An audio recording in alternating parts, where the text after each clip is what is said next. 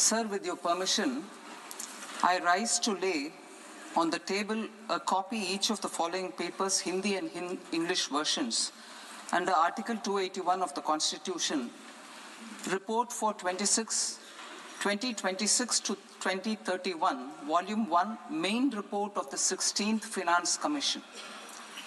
2. Report for 2026-2031, Volume 2, Annexures of the 16th Finance Commission. Number 3, explanatory memorandum as to the action taken on the recommendations contained in the above report.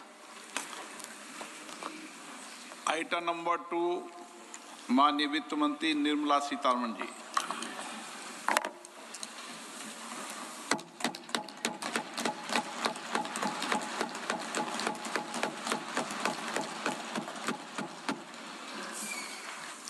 Honorable Speaker, sir, on the sacred occasion of Magh Purnima and the birth anniversary of Guru Ravidas, I present the budget for the year 2026-2027. Since we assumed office 12 years ago, India's economic trajectory has been marked by stability, fiscal discipline, sustained growth, and moderate inflation. This is the result of conscious choices we have made, even in times heightened uncertainty and disruption. Our government, led by Honorable Prime Minister Modi, has decisively and consistently chosen action over ambivalence, reform over rhetoric, and people over populism. We have pursued far-reaching structural reforms, fiscal prudence and monetary stability, whilst maintaining a strong thrust on public investment. Keeping Atmanirbharta as a lodestar, we have built domestic manufacturing capacity, energy security, and reduced critical import dependencies. Simultaneously, we have ensured that citizens benefit from every action of the government, undertaking reforms to support employment generation, agricultural productivity, household purchasing power, and universal services to people. These measures have delivered a high growth rate of around 7% and helped us make substantial strides in poverty reduction and improvement in the lives of our people. Today, we face an external environment in which trade and multilateralism are imperiled and access to resources and supply chains are disrupted. New technologies are transforming production systems while sharply increasing demands on water, energy, and critical minerals. India will continue to take confident steps towards Viksit Bharat, balancing ambition with inclusion. As a growing economy with expanding trade and capital needs, India must also remain deeply integrated with global markets, exporting more and attracting stable long-term investment. As I begin Part A, I want to express my gratitude to the people for standing firmly with us as we forge our way together towards becoming one of the largest economies of the world.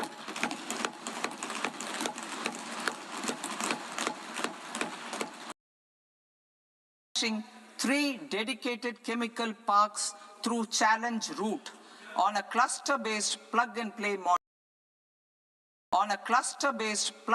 model. Strong capital goods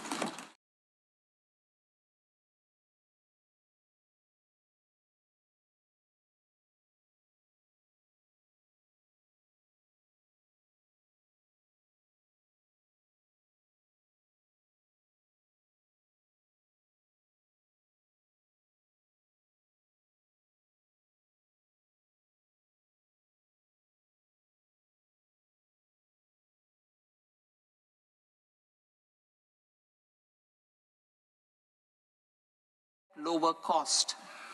2, a scheme for enhancement of construction and infrastructure equipments will be introduced to strengthen domestic manufacturing of high value and technologically advanced CIE. This can range from lifts in a multi-storied apartment or firefighting equipment in multiplexes, large or small, and to tunnel boring equipments for building metros and high-altitude roads. I also propose a scheme for container manufacturing to create a globally competitive container manufacturing ecosystem with a budgetary allocation of 10,000 crores over a 5-year period. For the labor-intensive textile sector, I propose an integrated program with 5 subparts. 1. The National Fiber Scheme for self-reliance in natural fibers, such as silk, wool, and jute, man-made fibers, and new-age fibers.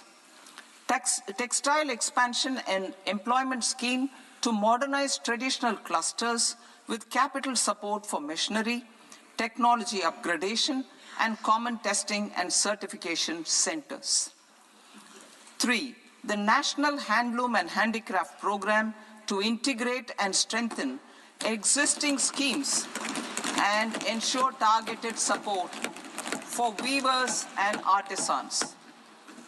Tex Eco Initiative to promote globally competitive and sustainable textiles and apparels. Samarth 2.0 to modernize the upgrade the textile skilling ecosystem through collaboration with industry and academic institutions. Further, I propose to set up mega textile parks in challenge mode. They can also focus on bringing value addition to technical textiles. I propose to launch the Mahatma Gandhi Gram Swaraj initiative to strengthen khadi, handloom, and handicrafts. This will help in global market linkage and branding. It will streamline and support training, skilling, quality of process, and production.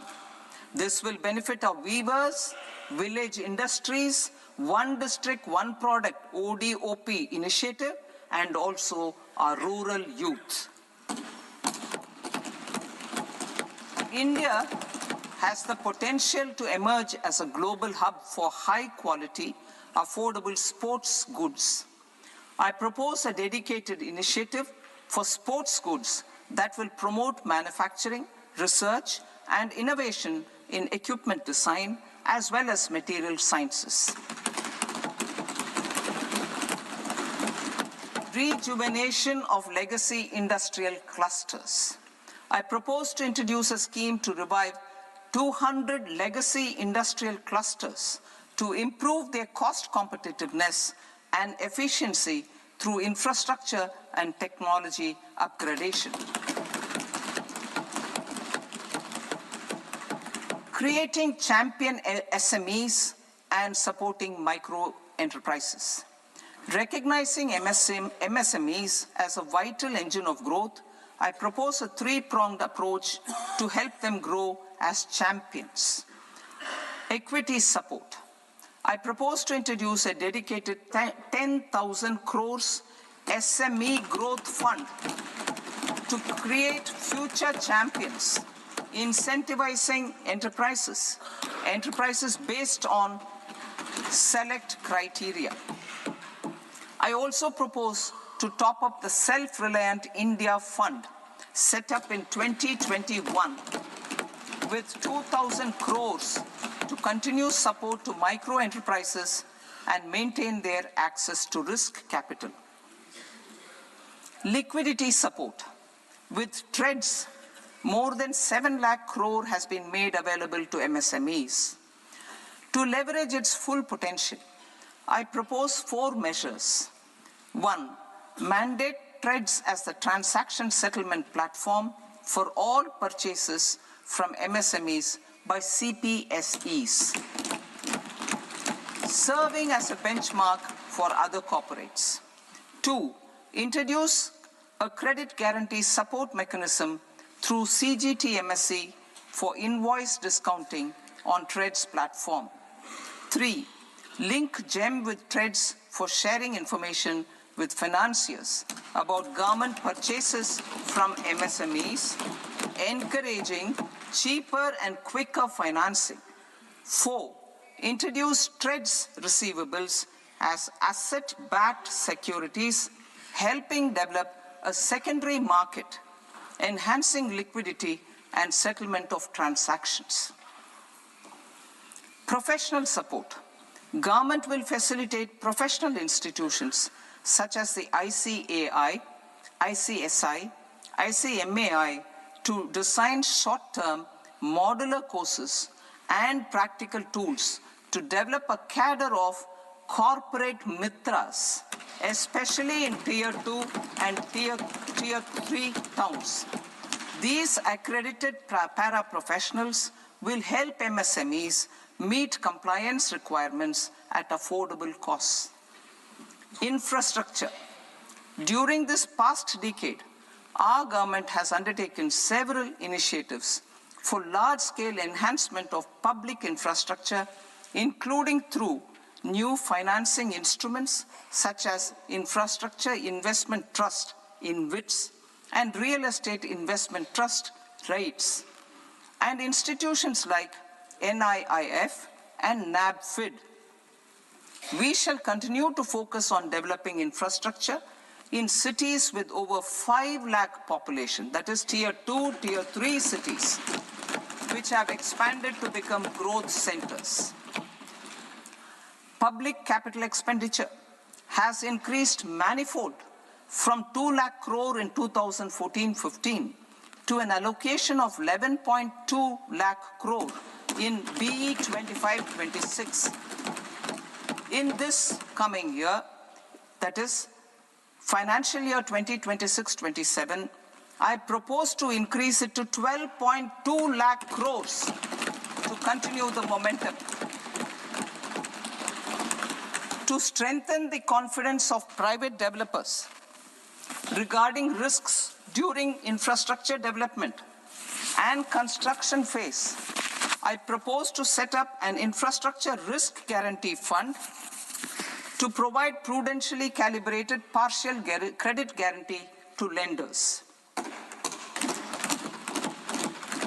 Over the years, REITs have emerged as a successful instrument for asset monetization. I propose to accelerate recycling of significant real estate assets of the CPSEs through the setting up of dedicated REITs. To promote environmentally sustainable movement of cargo, I propose to 1. Establish new dedicated freight corridors connecting Dankuni in the east to Surat in the west. Operationalize 20 new national waterways over the next 5 years. Starting with National Waterways 5 in Orissa to connect mineral-rich areas of Talcher and Angul and industrial centers like Kalinga Nagar to the ports of Paradeep and Dhamra. Training institutes will be set up as regional centers of excellence for development of required manpower for these waterways. This will benefit youth in the entire stretch of the waterways to train and acquire skills.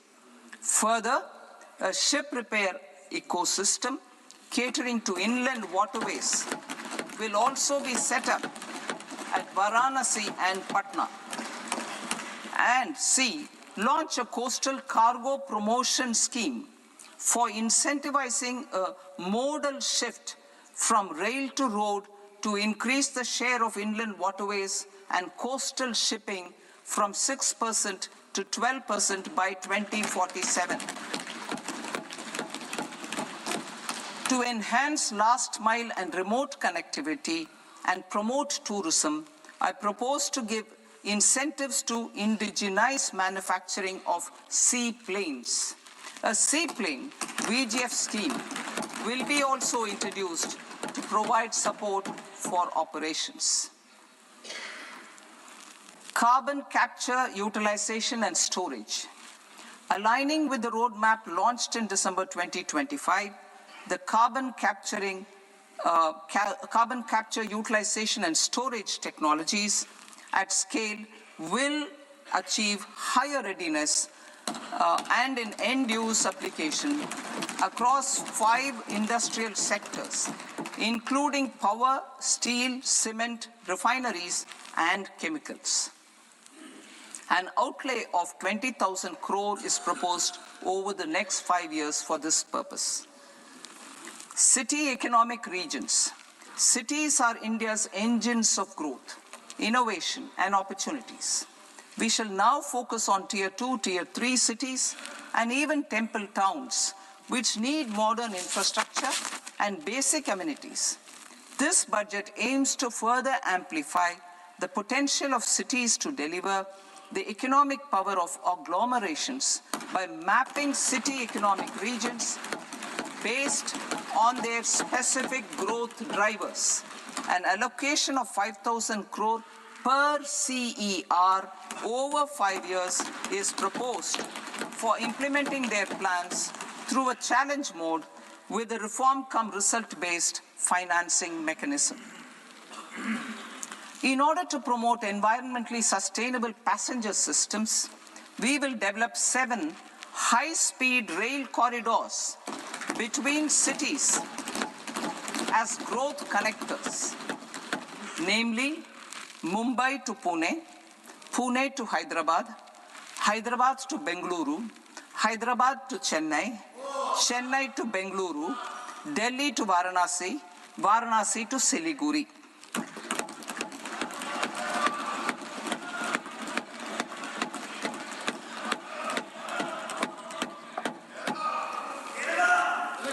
Financial sector.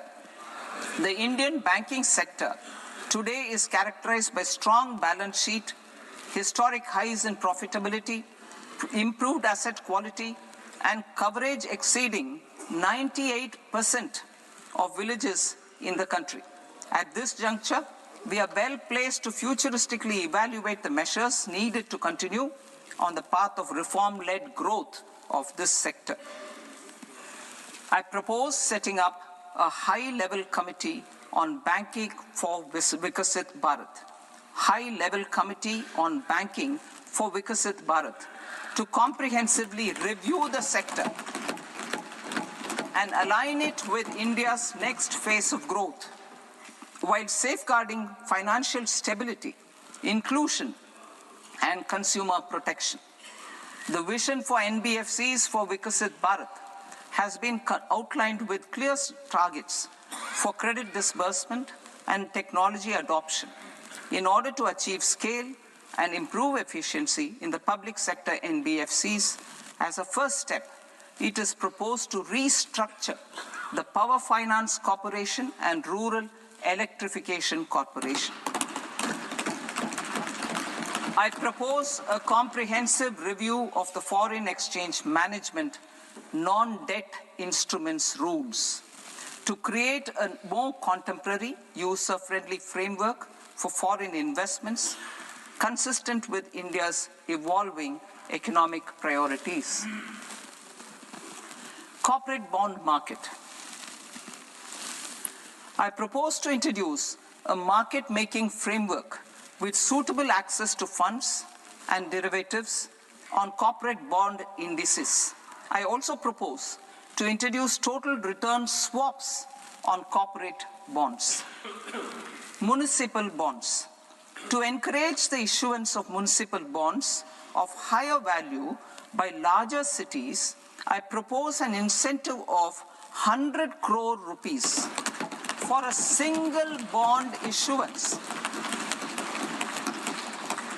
100 crore rupees for a single bond issuance of more than 1,000 crore. The current scheme under Amrit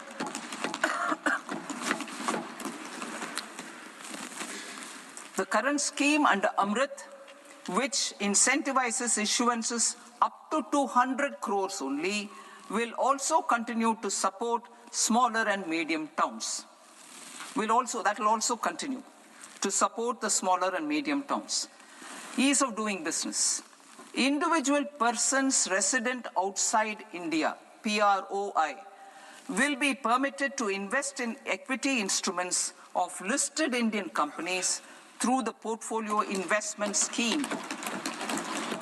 It is also proposed to increase the investment limit for an individual PROI under the scheme from 5% to 10%, with an overall investment limit for all individual PROIs to 24% from the current 10%.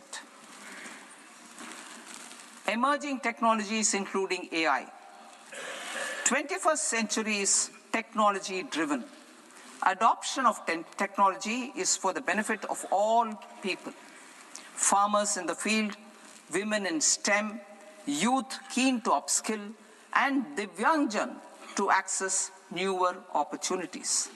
The government has taken several steps to support new technologies through AI Mission, National Quantum Mission, Anusandhan National Research Fund, and Research and Development and Innovation Fund.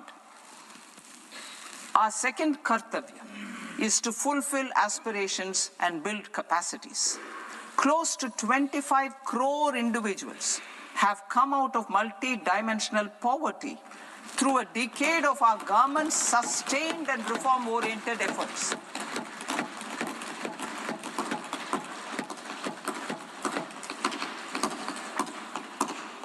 Our government has therefore decided to place a renewed emphasis on the service sector to provide a pathway to fulfilling aspirations of a youthful India with the following measures.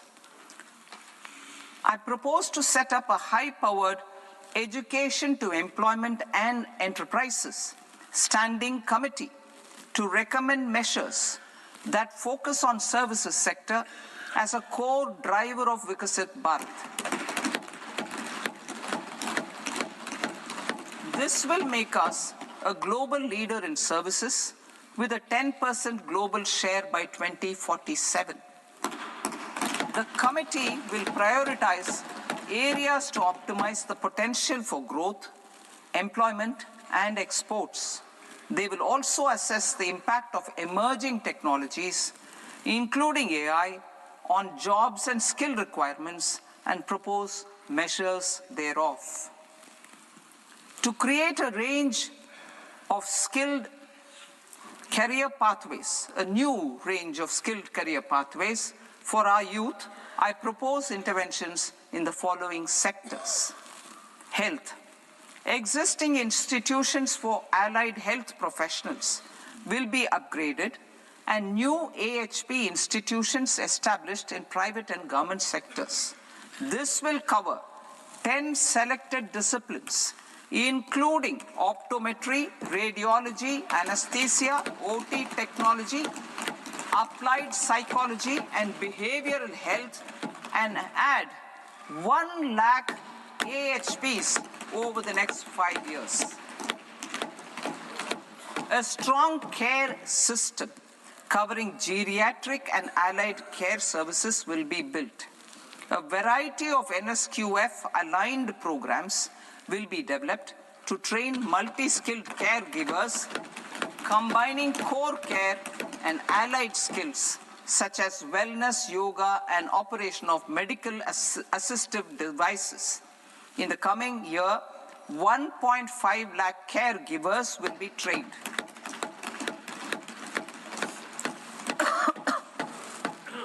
Hubs for medical value tourism. To promote India as a hub for medical tourism services, I propose to launch a scheme to support states in establishing 5 regional medical hubs in partnership with the private sector. These hubs will serve as integrated healthcare complexes that combine medical, educational, and research facilities. They will have Ayush centers, medical value tourism facilitation centers, and infrastructure for diagnostics, post-care, and rehabilitation. These hubs will provide diverse opportunities, job opportunities for health professionals, including doctors and AHPs. Ancient Indian yoga, already respected in several parts of the world, was given a mass global recognition when Honorable Prime Minister took it to the UN. Post-COVID, Ayurveda gained a similar global acceptance and recognition. Exporting quality Ayurveda products helps farmers who grow the herbs and youth who process the products. To meet growing global demand, a few more steps are being taken. I propose to, 1, set up 3 new All India Institutes of Ayurveda. 2, upgrade Ayush pharmacies and drug testing labs for higher standards of certification ecosystem and make available more skilled personnel. 3, upgrade the WHO Global Traditional Medicine Center in Jamnagar to bolster evidence-based research, training, and awareness for traditional medicine. Animal husbandry. Livestock contributes to close to 16% of farm income, including of poor and marginal households. To scale up availability of veterinary professionals by more than 20,000, I propose to roll out a loan-linked capital subsidy support scheme for establishment of veterinary and para-veterinary colleges, veterinary hospitals, diagnostic laboratories, and breeding facilities in private sector. Collaboration between Indian and foreign institutions will also be facilitated. Orange economy. India's animation, visual effects, gaming, and comics sector, AVGC sector, is a growing industry projected to require 2 million professionals by 2030. I propose to support the Indian Institute of Creative Technologies, Mumbai, in setting up AVGC content creator labs in 15,000 secondary schools all over the country and 500 colleges. The Indian design industry is expanding rapidly, and yet there is a shortage of Indian designers. I propose to establish, through Challenge Route, a new National Institute of Design to boost design education and development in the eastern region of India. Education. Our government will support states through Challenge Route in creating 5 university townships in the vicinity of major industrial and logistics corridors. These planned academic zones will host multiple universities, colleges, and research institutions, skill centers, and residential complexes. In higher education, STEM institutions, prolonged hours of study and laboratory work pose some challenges for girl students. Through VGF, Viability Gap Funding and capital support, 1 girls' hostel will be established in every district.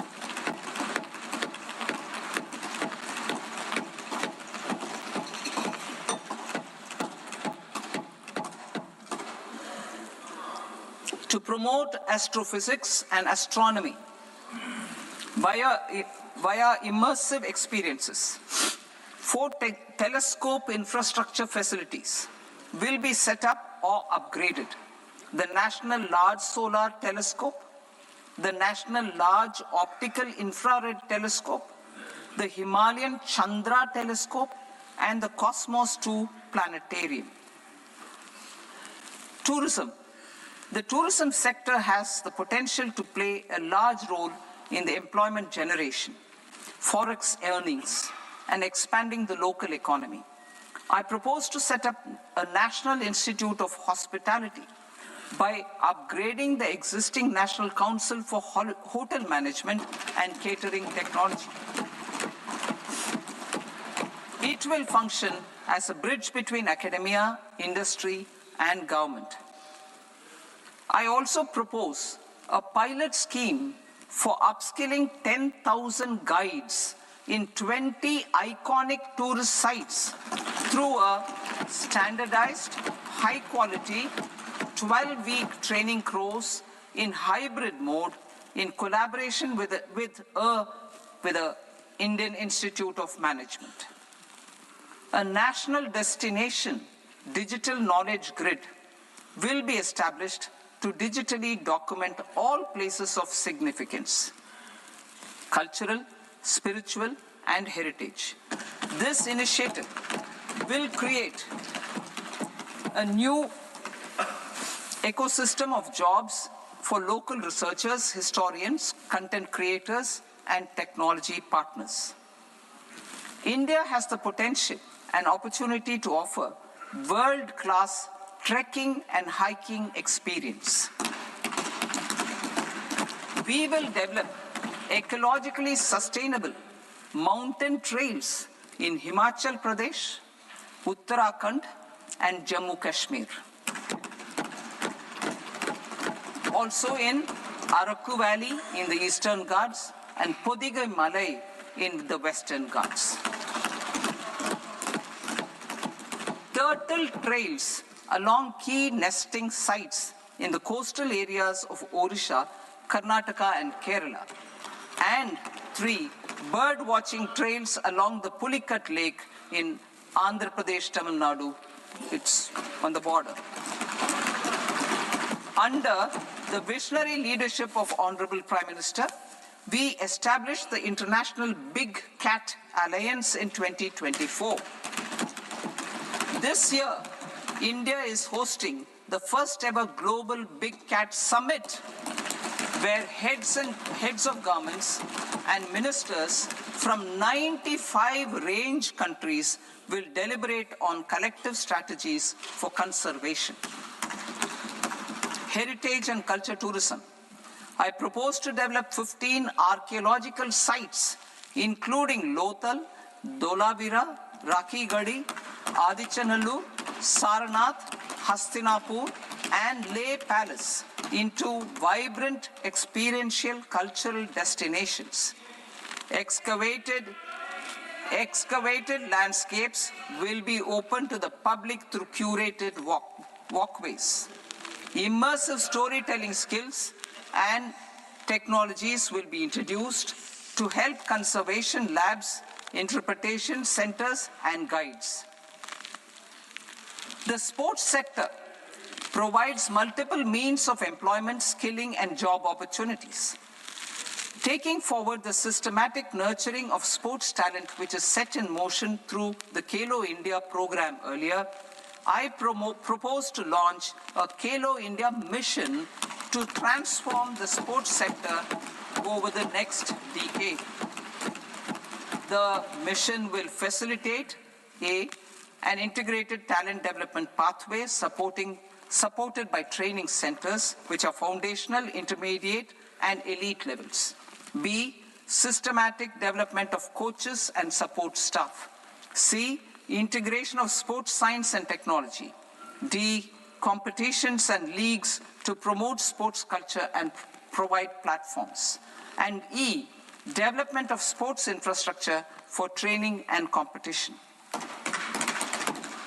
Our third Kartavya aligns with our vision of Sabka Saath, Sabka Vikas towards Vikasit Bharat.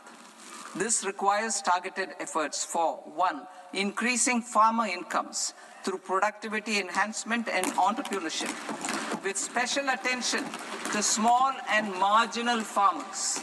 B, empowering Divyangjan through access to livelihood opportunities, training, and high-quality assistive devices. C, empowering the vulnerable to access mental health and trauma care. D, focus on the Purvodaya states and the Northeast region to accelerate development and employment opportunities. Fisheries.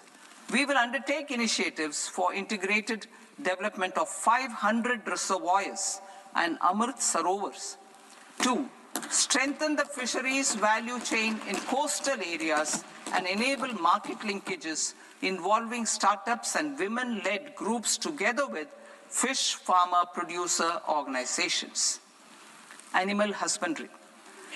To provide quality employment opportunities in rural and peri-urban areas, we will support the animal husbandry sector in entrepreneurship development through A, a credit-linked subsidy program, B, scaling up and modernization of livestock enterprises, C, enhanced creation of livestock, dairy, and poultry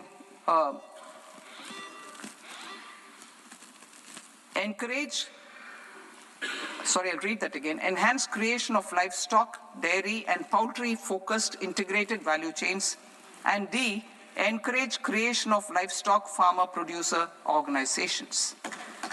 High-value agriculture. To diversify farm outputs, increase productivity, enhance farmers' incomes, and create new employment opportunities, we will support high-value crops such as coconut, sandalwood, cocoa, cashew in the coastal areas, agar trees in northeast, and nuts such as almonds, walnuts, and pine nuts in our hilly regions. These, all of them, will be supported. India is the world's largest producer of coconuts. About 30 million people, including nearly 10 million farmers, depend on coconuts for their livelihood. To further enhance competitiveness in coconut production, I propose a coconut promotion scheme to increase production and enhance productivity through various interventions, including replacing and non-productive trees with new saplings or plants or varieties in major coconut growing states. A dedicated program is proposed for Indian cashew and cocoa to make India self-reliant in raw cashew and coconut production and processing, enhance export competitiveness, and transform Indian cashew and Indian cocoa into premium global brands by 2030. Sandalwood. Sandalwood is closely linked to India's social and cultural heritage. Our government will partner with state governments to promote focused cultivation and post-harvest processing to restore the glory of the Indian sandalwood ecosystem, to rejuvenate old, low-yielding orchards, and expand high-density cultivation of walnuts, almonds, and pine nuts. We will support a dedicated program to enhance farmer incomes and in bringing value addition by engaging youth. Bharat Vistar, that is virtually integrated system to access agricultural resources. I propose to launch Bharat Vistar, a multilingual AI tool that shall integrate the AgriStack portals and the ICAR package on agricultural practices with AI systems.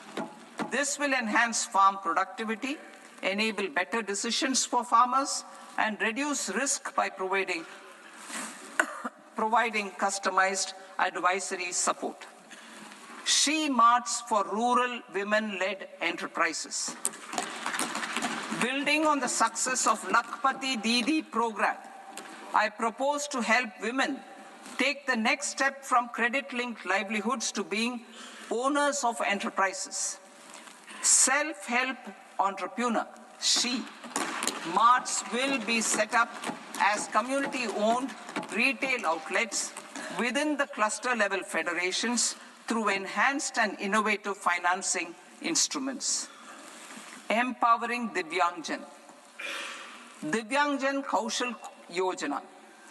Information technology, AVGC sectors, hospitality and food and beverages sectors often offer task-oriented and process-driven roles which are suitable for Divyangjan.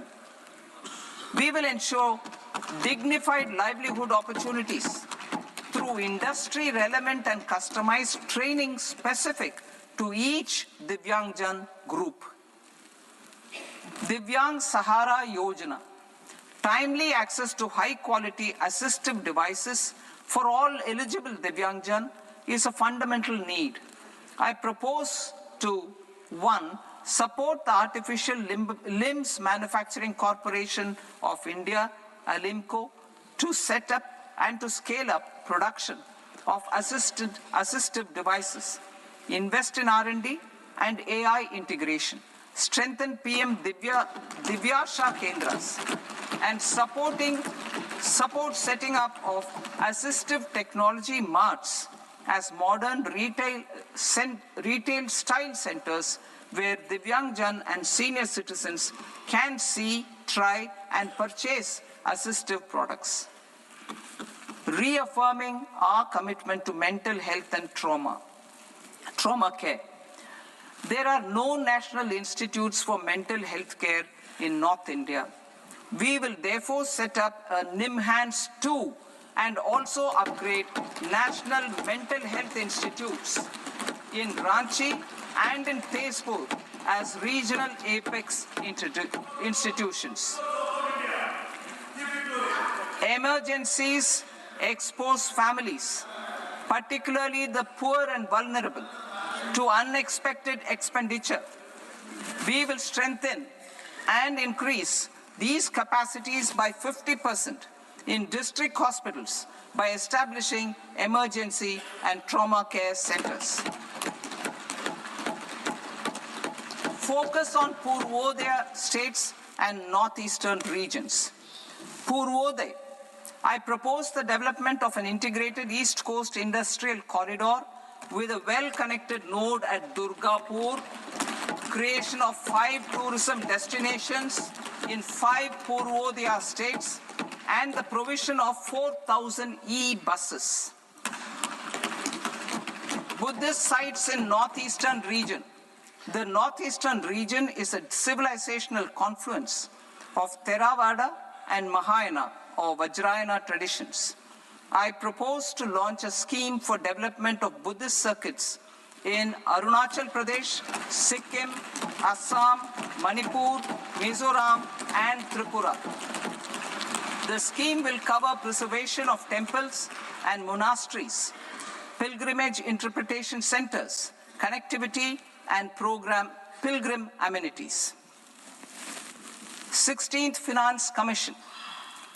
On 17th November 2025, the 16th Finance Commission submitted its report to the President. As mandated under Article 281 of the Constitution, the government is to lay the report along with the explanatory memorandum on the action taken report on the recommendations of the Commission in Parliament, which, Sir, Honourable Speaker, you've allowed me to do at the commencement of this session. The government has accepted the recommendation of the Commission to retain the vertical share of devolution at 41%. As recommended by the Commission, I have provided 1.4 lakh crores of rupees to the states for the year 2026-2027 as Finance Commission grants. These include rural and urban local body and disaster management grants. Fiscal consolidation. Government has been delivering on our fiscal commitments consistently without compromising on social needs. To strive towards accepted standards of fiscal management in Budget 25-26, I had indicated that the central government would target reaching a debt to GDP ratio of 50 plus or minus 1% by 2030-31. In line with this, the debt to GDP ratio is estimated to be 55.6% of GDP in BE 26-27, compared to 56.1% of GDP in RE 25-26. A declining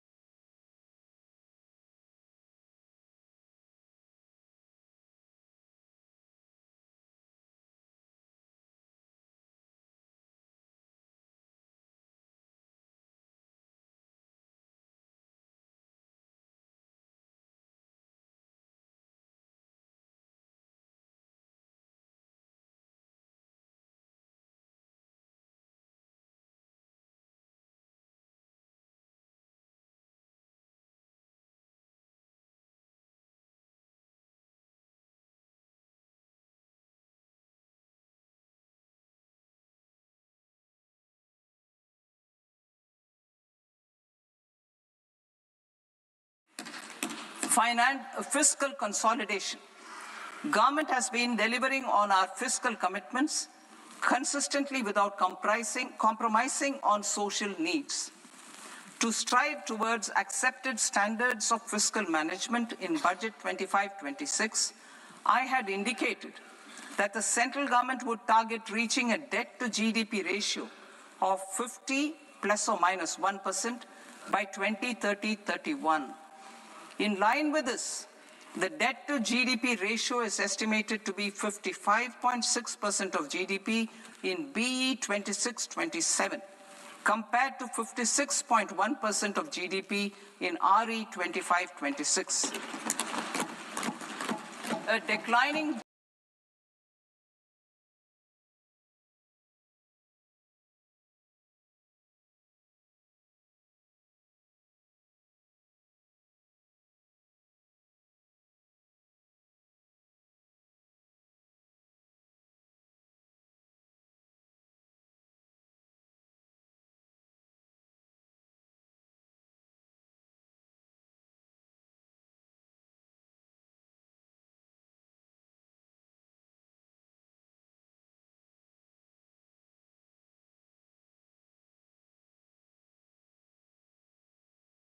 Income Tax Act. In July 2024, I announced a comprehensive review of the Income Tax Act 1961.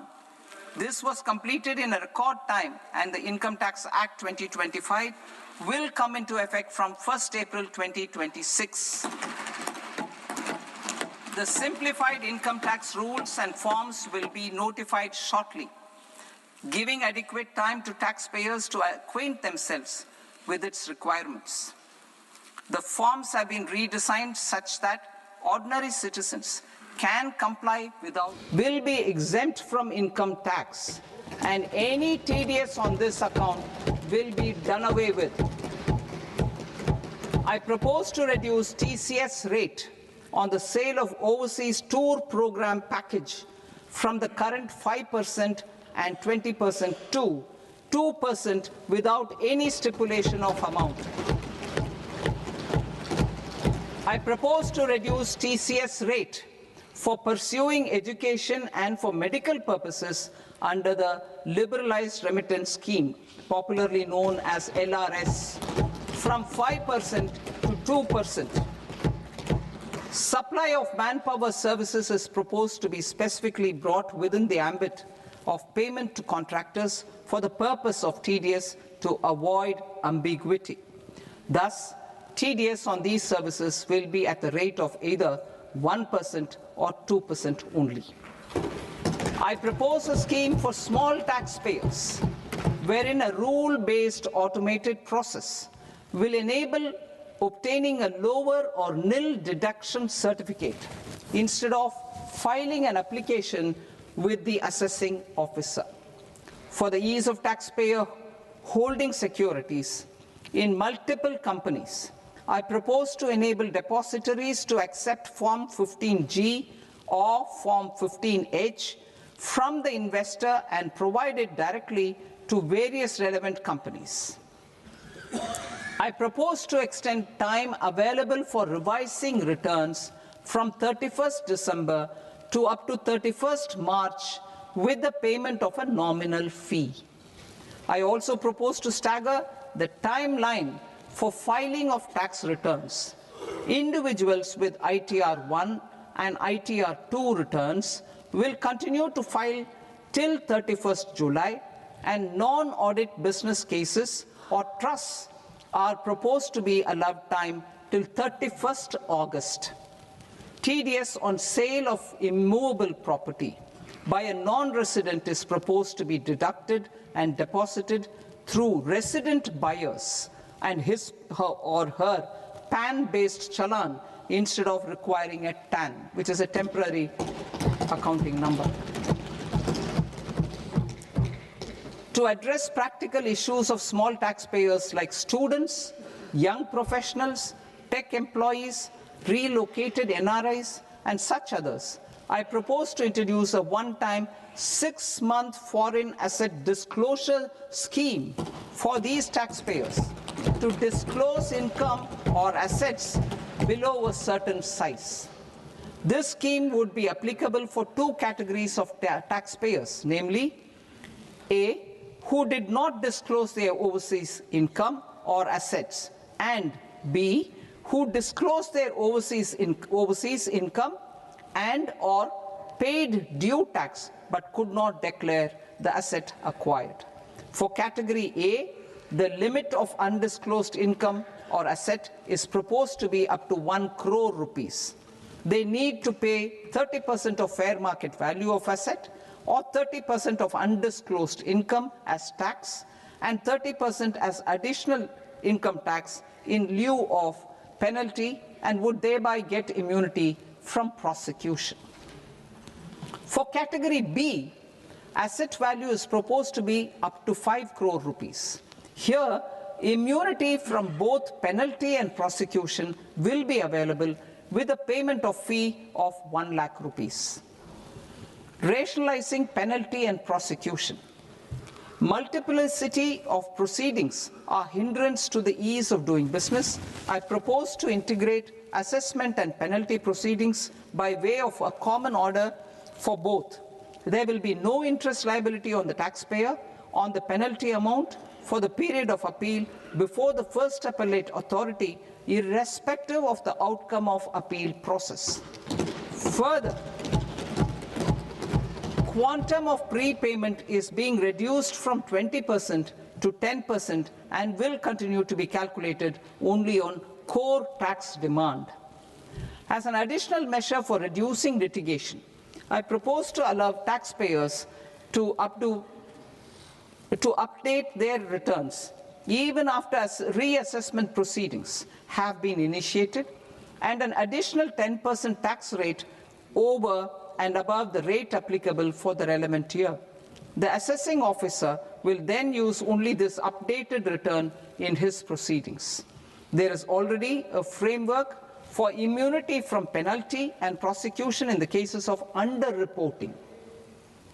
I propose to apply this framework for immunity to misreporting too. However, in such a case, the taxpayer will need to pay 100% of the tax amount as an additional income tax over and above the tax and interest due.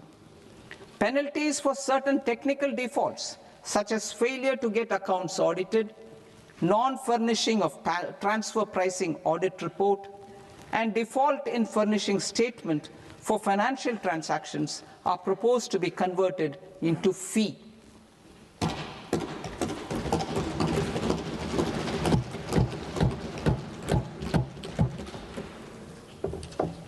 I propose to rationalize prosecution framework under Income Tax Act while maintaining a careful balance for deterrence in some serious offence.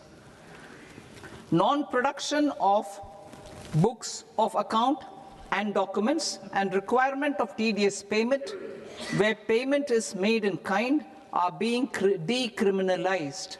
Further, minor offences will attract fine only. The remaining prosecutions will be graded commensurate with the quantum of offense. They will entail only simple imprisonment with maximum imprisonment reduced to 2 years and power to courts to convert even those into fines. There is no penalty. There is no penalty presently for non-disclosure of non-immovable foreign assets with aggregate value less than 20 lakh rupees.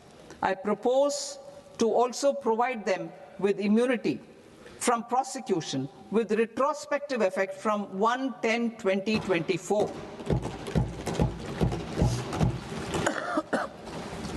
Cooperatives.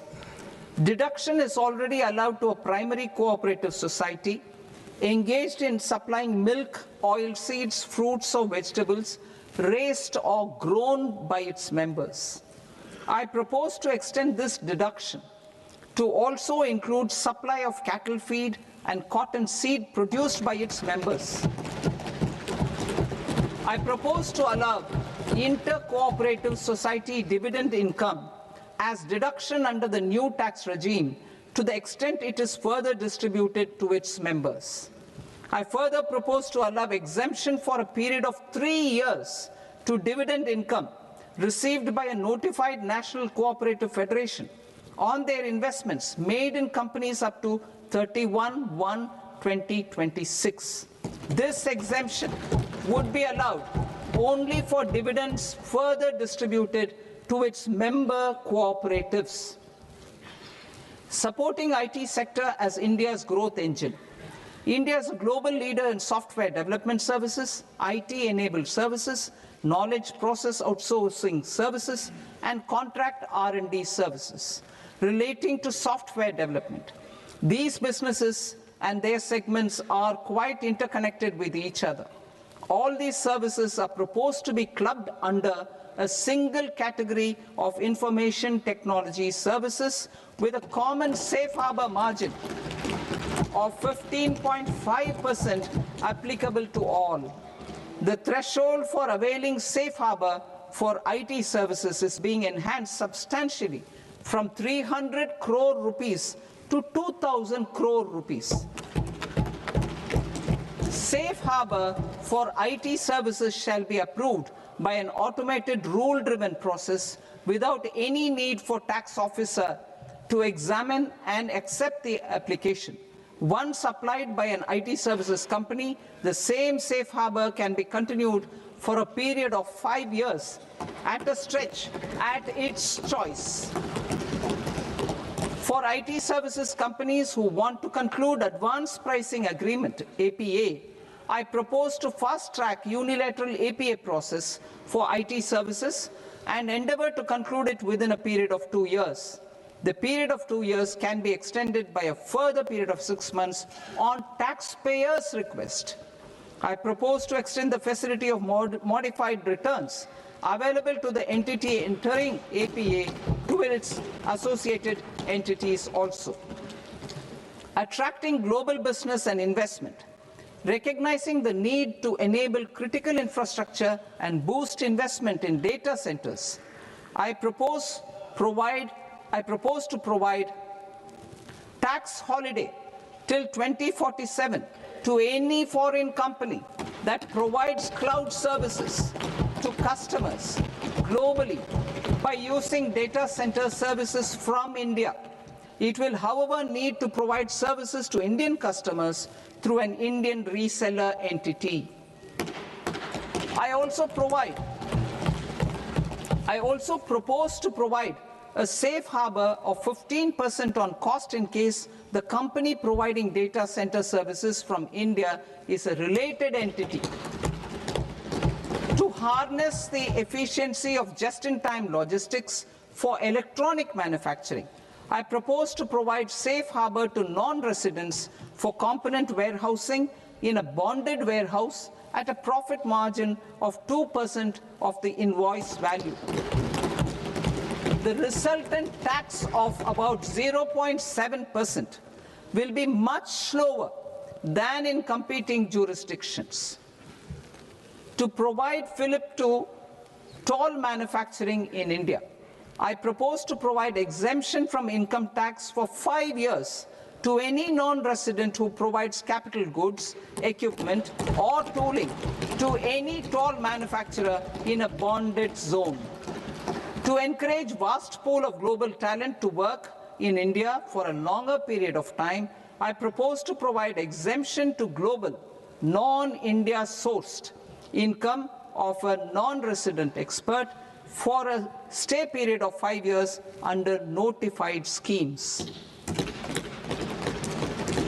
I propose to provide exemption from minimum alternate tax, the MAT, to all non-residents who pay tax on presumptive basis. Tax administration. I propose to constitute a joint committee of Ministry of Corporate Affairs and Central Board of Direct Taxes for incorporating the requirements of income computation and disclosure standards, the ICDS, in the Indian Accounting Standards, IND AS itself. Separate accounting requirement based on ICDS will be done away with from the tax year 27-28. To support Prime Minister Modi's vision of homegrown accounting and advisory firms to become global leaders, I propose to rationalize the definition of accountant for the purposes of safe harbor rules. Other tax proposals. Change in taxation of buyback was brought in to address the improper use of buyback route by promoters. In the interest of minority shareholders, I propose to tax buyback for all types of shareholders as capital gains. However, to disincentivize misuse of tax arbitrage, promoters will pay an additional buyback tax. This will make effective tax 22% for corporate promoters. For non-corporate promoters, the effective tax will be 30%. TCS rate for sellers of specific goods, namely alcoholic liquor, scrap, and minerals, will be rationalized to 2%, and that on tendu leaves will be reduced from 5% to 2%. I propose to raise the STT on futures to 0.05% from the present 0.02%. STT on options premium and exercise of options are both proposed to be raised to 0.15% from the present rate of 0.1% and 0.125% respectively. We reformed the taxation landscape for corporates in 2019 by providing them a simplified regime with lower tax rate so that they could productively focus on business rather than on claim of deductions and exemptions. To encourage companies to shift to the new regime, set off of brought forward MAT credit, minimum alternate tax credit, is proposed to be allowed to companies only in the new regime. Set off using available MAT credit is proposed to be allowed to an extent of 1/4 of the tax liability in the new regime. MAT is proposed to be made final tax, so there will be no further credit accumulation from 1st April 2026.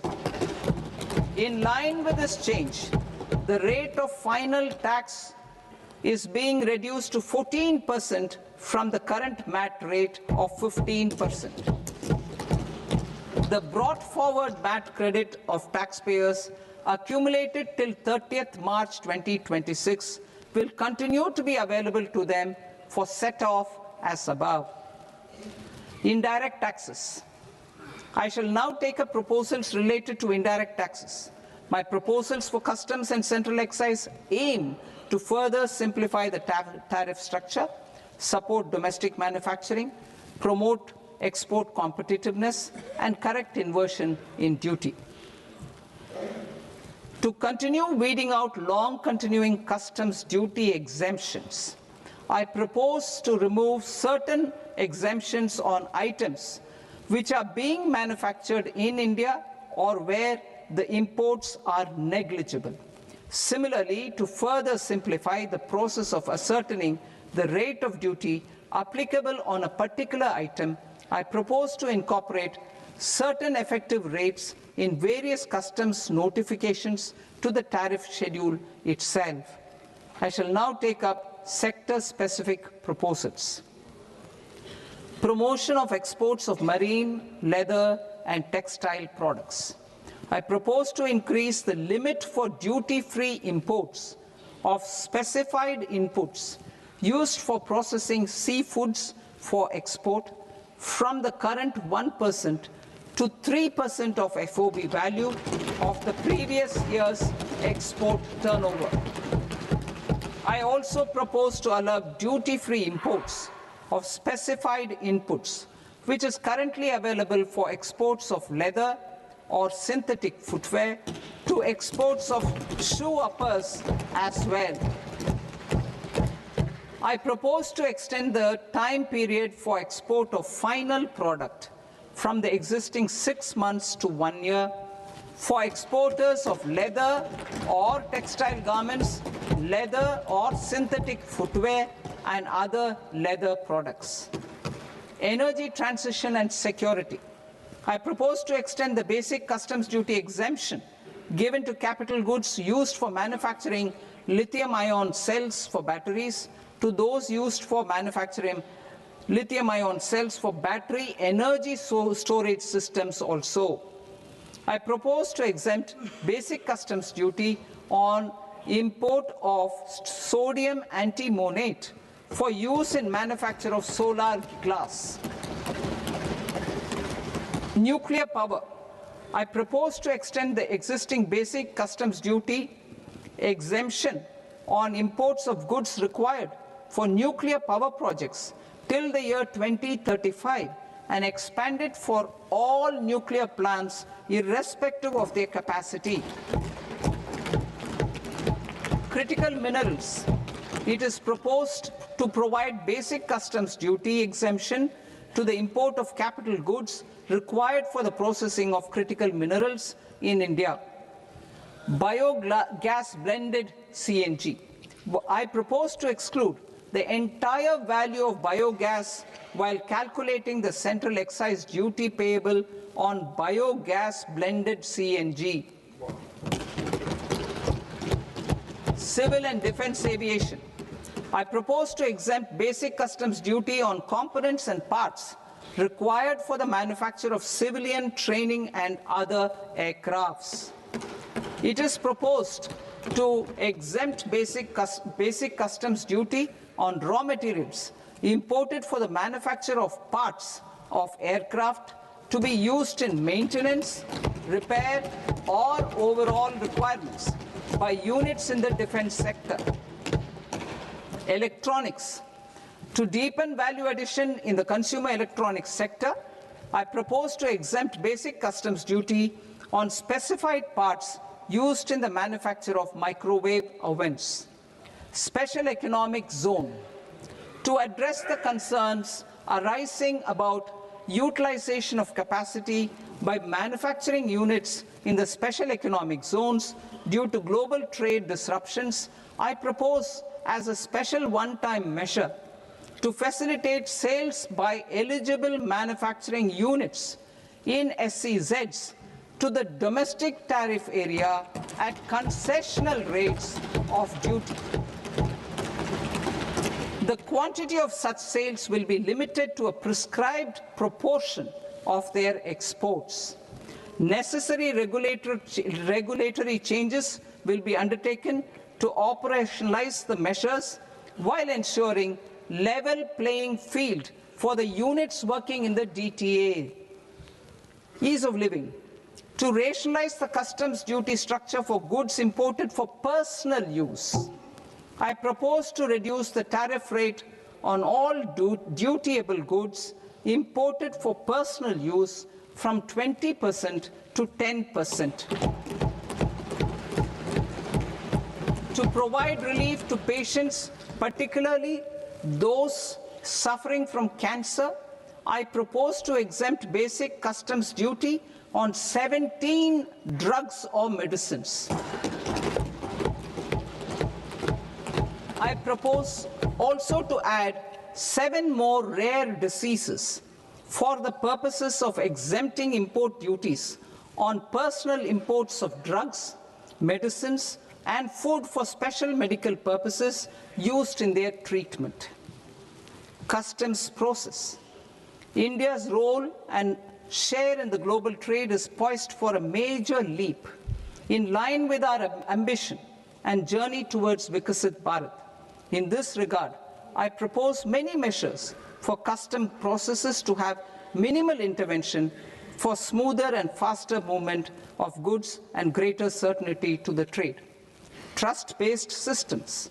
I propose to enhance duty deferral period for Tier 2 and Tier 3 authorized economic operators, known as AEOs, from 15 days to 30 days. I propose to provide eligible manufacturer importers the same duty deferral facility.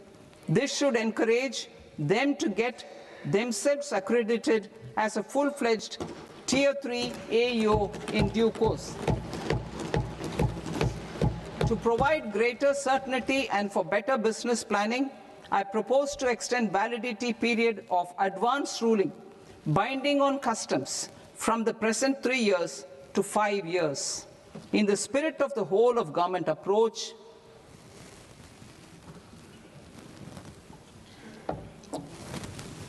government agencies will be encouraged to leverage AEO accreditation for preferential treatment in clearing their cargo. Regular importers with trusted long-standing supply chains will be recognized in the risk system so that the need for verification of their cargo every time can be minimized. Export cargo using electronic sealing. Export cargo using electronic sealing will be provided through clearance from the factory premises to the ship. For import of goods not needing any compliance, filing of bill of entry by a trusted importer and arrival of goods will automatically notify customs for completing their clearance formalities. This will enable goods to be released immediately on arrival. The customs warehouse framework will be transformed into a warehouse operator-centric system with a self-declarations, electronic tracking, and risk-based audit. These reforms will move away from the current system of officer-dependent approvals and reduce transaction delays and compliance costs. Ease of doing business. Approvals required for cargo clearance from various government agencies will be seamlessly processed through a single and interconnected digital window by the end of the financial year. Processes involved in clearance of food, drugs, plant, and animal and wildlife products, accounting for about 70% of interdicted cargo, will be operationalized on this system by April 2026 itself. For goods not having any compliance requirement, clearance will be done by customs immediately after online registration is completed by the importer, subject to the payment of duty. Customs integrated system will be rolled out in 2 years as a single integrated and scalable platform for all customs processes. Utilization of non-intrusive scanning with advanced imaging and AI technology for risk assessment will be expanded in a phased manner with the objective to scan every container across all the major ports. New export opportunities to support Indian fishermen to fully harness the economic value of marine resources beyond our territorial waters. The following measures will be taken. A. Fish catch by an Indian fishing vessel in exclusive economic zone or on the high seas will be made free of duty. Landing of such fish on foreign port will be treated as export of goods. Safeguards will be put in place to prevent misuse during fish catch, transit, or transshipment. To support aspirations of India's small businesses, artisans, and startups to access global markets through e-commerce, I am pleased to announce complete removal of the current value cap of 10 lakh rupees per consignment on courier exports. In addition, handling of rejected and returned consignments will be improved with effective use of technology for identifying such consignments.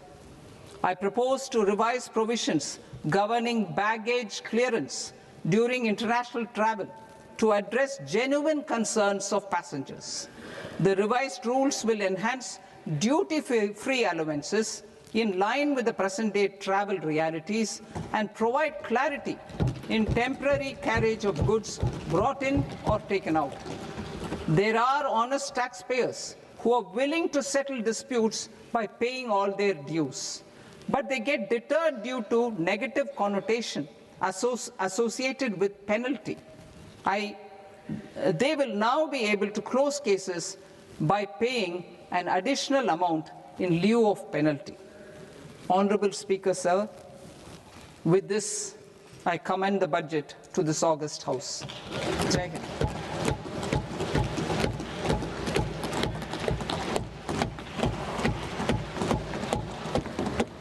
One and a half hours. Item number 3 माननीय वित्त मंत्री जी।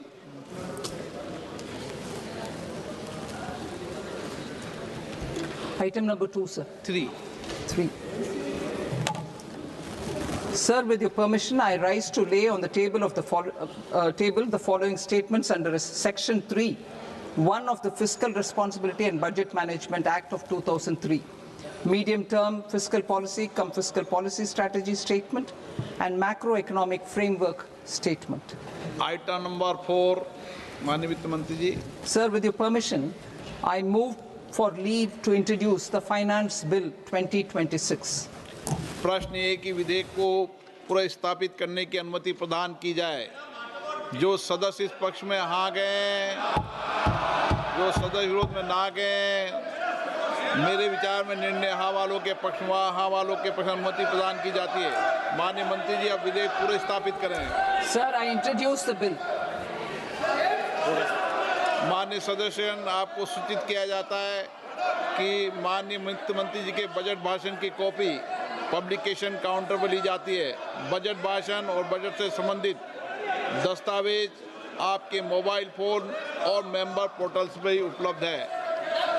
सभा की कार्रवाई कल सोमवार दिनांक 2 फरवरी 2026 को प्राप्त 11 बजे तक के लिए स्थगित की जाती है।